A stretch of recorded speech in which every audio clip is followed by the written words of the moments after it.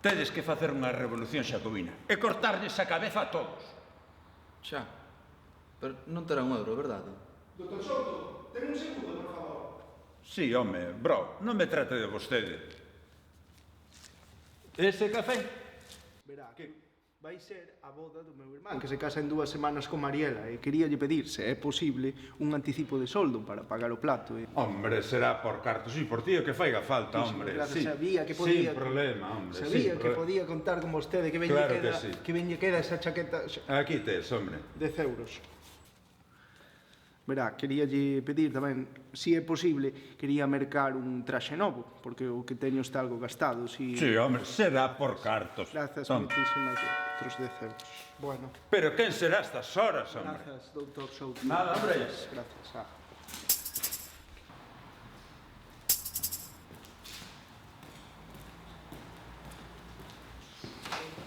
Parabéns, doutor! Pero isto que é? Nos vimos a celebrar contigo o primeiro día sin bata blanca. Aquí che fixemos unha tarta cos nosas mans. É un chisquiño de cariño extra. Con un pouco de licor café, pero é segredo.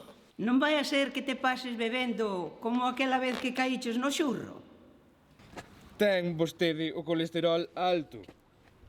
Ten que deixar de comer chourizo. Acabouse o chourizo. E o touciño, tan parte, tampouco. Queríalle preguntar unha cousa. Ui, que cheiro. Volvo outro día. Ai, miñas pacientes queridas, non tiñades por que molestarvos, pero que alegría máis grande me dades. Molestarnos despois de todo o que tes feito por nós. Aqueles partos, aquelas noites. Mesmo cando te iba a ver con aquela tos finxida, solo por falar un pouco contigo. Hola. Ai, que mal me sinto. Creo que teño algo grave, Sí, eu tamén. E velo pasar e soube-me a febre. E ti crees que é a terceira vez que veño esta semana? É iso que ainda estamos a martes. É que esa mirada é máis eficaz que un antibiótico.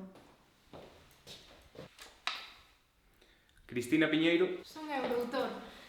É que teño unha picor na gorxa terrible. Que mal me sinto. Adiante, por favor. Se non me receta para o catarro, que me recete para unha cela. Porque, que che parece? Ben. Tan guapo que é, que non subiría con ele, verdade?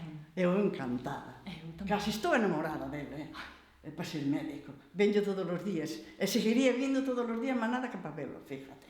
Sí, de verdade. A ti que che parece? A mí outro tanto de Pois, é igual, sí, de verdade. Ainda lembro que estudaras no meu parto. Ali na consulta ao lado do antigo concello. Pero a consulta non estaba ao lado do correo? No. Unha vez, no mes de agosto, era un mes de agosto, pero que fixe un calor, pero tremendo. Estábamos a facerlle unha analítica a Lola de Ferreiro. E resulta que, claro, eu estaba a poñerlle a agulla a Lola e sinto, unha das ovellas de Paco de Lucita, ese que lle gustaba moito tocar a guitarra.